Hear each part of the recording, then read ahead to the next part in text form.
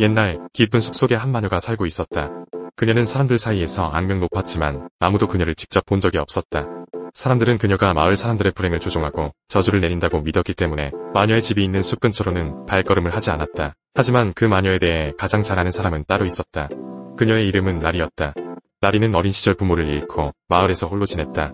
하루는 나리가 그 숲에서 길을 잃었을 때 마녀의 집을 우연히 발견했다. 그때 나리는 여느 아이처럼 겁먹기보다는 마녀의 집을 보고 이상하게도 안도감을 느꼈다. 그곳은 사람들이 말하는 무시무시한 모습이 아니었다.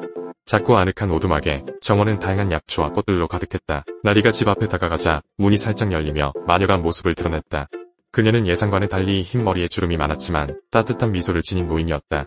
마녀는 나리에게 다가와 물었다. 길을 잃었니, 아이야? 나리는 고개를 끄덕였고 마녀는 그녀를 오두막 안으로 초대했다. 마녀는 나리에게 따뜻한 차를 건네며 차분히 말했다. 내가 무서운 마녀라고 사람들이 말하지만 사실 나는 그저 약초를 다루는 사람일 뿐이란다. 내가 사람들의 불행을 조종하는 게 아니라 그들이 스스로 만든 두려움이 나를 마녀로 만든 거지. 나리는 처음으로 마녀와 이야기를 나누며 그녀가 결코 나쁜 사람이 아니라는 것을 깨달았다. 마녀는 마을 사람들에게 해를 끼치지 않았고 오히려 숲에서 길을 잃은 이들이나 병든 동물들을 치료해주는 삶을 살고 있었다. 그러나 사람들은 그런 마녀의 행동을 두려워했다. 마녀의 약초가 마법으로 변하는 것을 믿었고 그녀가 사람들을 속여 자신들의 불행을 가져다 준다고 여긴 것이다. 그 이후로 나리는 종종 숲을 찾아가 마녀를 도왔다. 마녀는 나리에게 다양한 약초와 치유법을 가르쳐 주었고 마녀의 오두막은 나리에게 두 번째 집이 되었다. 마을에서는 여전히 마녀에 대한 소문이 무성했지만 나리는 그 소문을 신경 쓰지 않았다. 그녀만큼은 진실을 알고 있었기 때문이다. 하지만 어느 날 마을에 큰 재앙이 닥쳤다.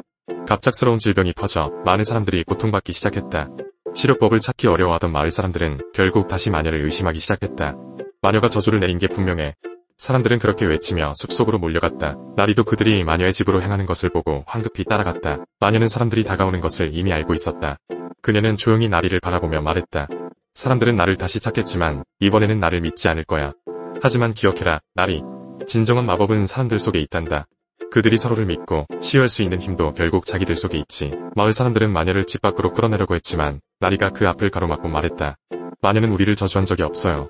그녀는 오히려 우리를 도우려고 했어요.